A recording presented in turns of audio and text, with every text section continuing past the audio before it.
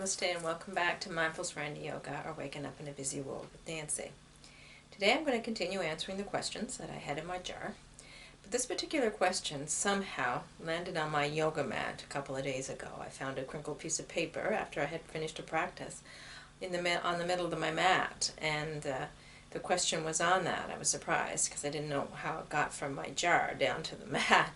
But there it was, waiting for me to pick it up, and the question was, what is the difference between reacting to life circumstance and responding to life circumstance? Because of the way that the question presented itself, I felt it deserved a separate type of answer. So I'm not going to include this with my numbered answers. It's just going to be something I'll add. What is the difference between responding to life circumstance and reacting to life circumstance? That's a really profound question.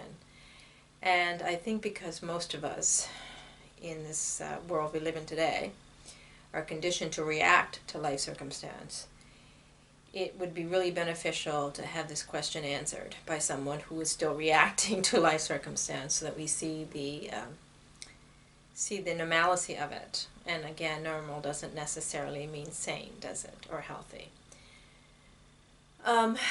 So I like to begin by saying that reacting and responding differ in two ways. Number one, reacting requires action. Response does not necessarily require action. The next difference is that reacting comes from the ego, a place of personal self, little me, injured, separate self. Whereas response comes from a higher and deeper level of awareness and consciousness, where we see ourselves not necessarily as separate, but a part of a greater whole. So that's the two differences I see in reacting and responding. But what does that mean, crazy lady? Well, let's look at the life circumstance part of this question. What is life circumstance? I think we first of all have to make a distinction between life circumstance and life. Life circumstance, the events that happen to us and around us, or that we're experiencing and assume they're happening to us or around us. The people that enter our lives, the people that leave our lives, the emotional experiences, the mental concepts that we develop individually or we develop collectively as a whole, our belief systems, our feeling, which is usually encompass three things according to Buddhism: unpleasant, pleasant, or neutral. All these things are life circumstance, okay? They are superficial level stuff. They are not necessarily life, okay? So one way of making this distinction I have is this analogy I create in my own mind of life being a big, vast, spacious, open-walled stage, okay? Something like the Shakespearean stage in Ontario. It's just open and vast, this huge stage. And on this stage is life circumstance. Life circumstance are the characters that are playing on the stage, the act, the play itself, the script, the drama, the circumstances or the events that happen on the stage, the plot, the props, the setting, the atmosphere created. All that is life circumstance happening on the stage of life. It's a drama, it's a play, it's a script, it's a story. Okay? Life is the stage on which it happens. We reach a certain level of freedom, liberation, or enlightenment, if you want to use that big word, when we are able to see the stage beneath what's going on it. Okay, because these acts are going to keep changing, these scenes are going to keep changing, characters are going to come on the stage, characters are going to leave the stage, curtains are going to open, curtains are going to close. But the stage itself is always there, open, empty, ready to receive, ready to give. So if we learn to see that stage and want to see that stage, make seeing that stage the most important thing in our lives, experiencing that stage the most important thing in our lives, we will see for sure the difference between life circumstance and life. Life circumstance is the play being acted on the stage, and I was one of the world's greatest writers, used that analogy quite a bit, and that would have been William Shakespeare.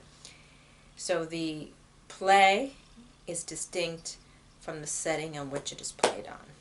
Is that correct? Is that okay? I'm just hoping I'm making myself clear.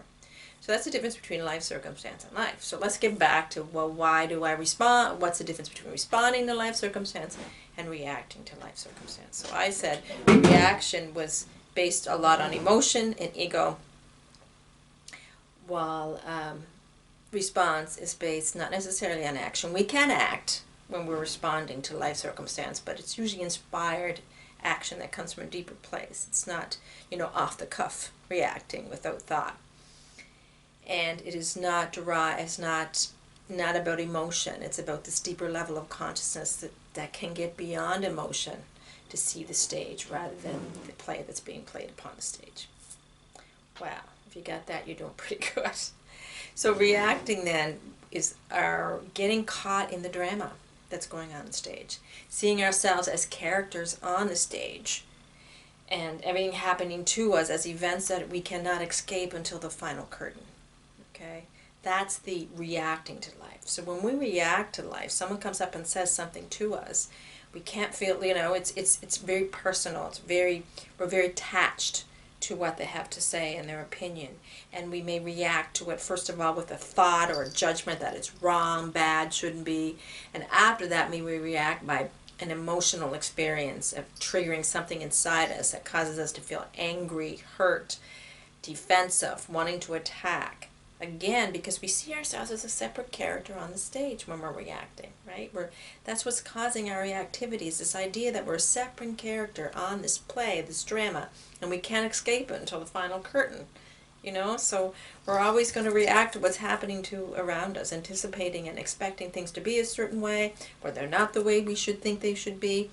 We feel this resistance and this reactivity, this anger.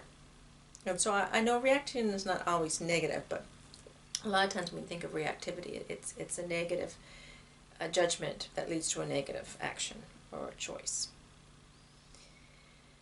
So when we respond, however, it's different than what happens when we react, is because we see a difference between, we're not attached to everything that's going on in the play. We realize that we can escape it at any moment when we're in response mode. Okay, we don't have to wait for the curtain to close because we know what's happening on the stage. It's just that, a play. It's not real. It's not. And we, who we are the person observing from the audience. So that's a big distinction too between reaction and response. When I say we respond from a deeper level of consciousness or higher awareness, we are the observer, aware of what's going on the stage, but not attached to it. Seeing that there's space between us and it. Seeing it as a drama that's not real, rather than things that we are so caught up in that we can't escape, as we would in reactivity mode. So instead of feeling the sting of what something says, we see the roles we play are just that, characters, not us, just a character we're playing, a role we're playing.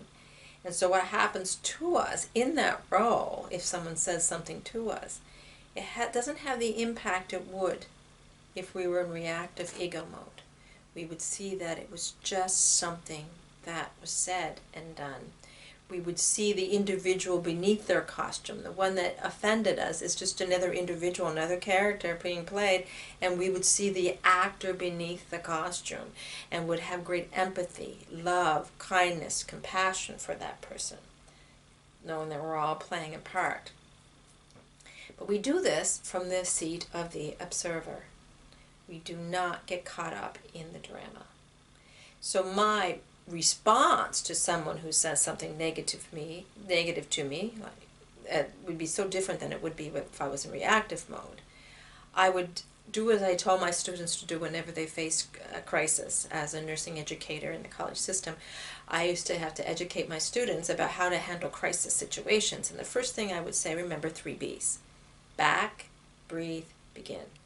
Step back, Make distance between you and the crisis you're seeing, the event that you're seeing, the life circumstance you're seeing. Take a breath, because the breath grounds you. It brings you back down to that higher awareness, takes you out of your costume, out of the role you think you're playing that you're so attached to, and makes you an observer in the audience again. So you calm down and you're in that seat of awareness again, rather than in ego mind. And then begin again. Begin again to look at the thing that you're seeing as a life circumstance differently. See it as something that's happening on a stage in your mind, and not necessarily something that can have an impact on you as you are in the seat of awareness. So that, I never course use those terms when I was teaching my students, but that's what we can do if we want to respond.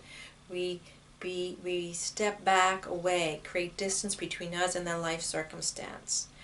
Whereas in reactivity, there is no distance. We're actually there. Step back, breathe, ground yourself into that seat of awareness. Respond from that clarity and that wisdom and that inspired action that you would be directed to take. And then begin again. Look at it differently. You are not a separate actor or player up on a stage. You are the observer of the stage itself. See beyond what's going on the stage. See the vastness of the stage. And see that all this is just a drama being played upon empty, wonderful, spacious stage. That's responding. That's responding from higher self. Anyway, that's what I have to say. Have a wonderful day. Namaste.